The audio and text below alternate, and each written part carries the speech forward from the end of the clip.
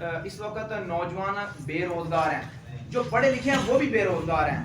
تعلیمی نظام میں کون سی آپ ایسی تبدیلیاں لائیں گے کہ ہمارا ایجوکیشن سسٹم ورلڈ لیول تک کمپیٹ کرے؟ کیونکہ ہمارا جو یہاں کا گریجویٹڈ ہے یا ماسٹر کیا ہوا ہے نا, وہ کسی کام کا نہیں ہے. وہ فیکٹری میں چلا جائے, اسے 15-20 ہزار روپے نوکری ملتی ہے, تو بعض دفعہ اسے وہ بھی نہیں ملتی. تو کیا کوئی ایسا آپ کے پاس تعلیمی انقلابی نظام ہے کہ ہم ورلڈ لیول پر کمپیٹ کر سکیں, اس کو برابر پہ لے کے آ سکیں؟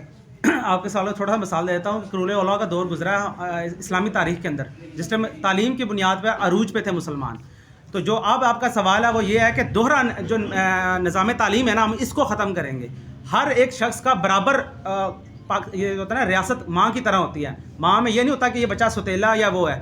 ریاست ماں ہے تو اس کا کام ہے کہ برابر کی سطح پر تعلیمی نصاب ایک ہونا چاہیے. یہ نہیں ہے کہ اگر امیر کا بچہ ہے تو اس کے لیے تعلیمی نصاب اور ہو, اور جو غریب کا بچہ ہے اس کے لیے اور ہو. جب برابر نظام تعلیم ہوگا تو انشاءاللہ جس طرح آپ نے کہا نا کہ اسے نوکری نہیں ملتی. اب جو پڑھتے ہیں بڑے بڑے اسکولوں میں, نام لینا نہیں چاہتا, ان اسکولوں میں پڑھتے ہیں, ان کے بچے کبھی فیکٹری میں جاب کریں گے؟ نہیں کریں گے.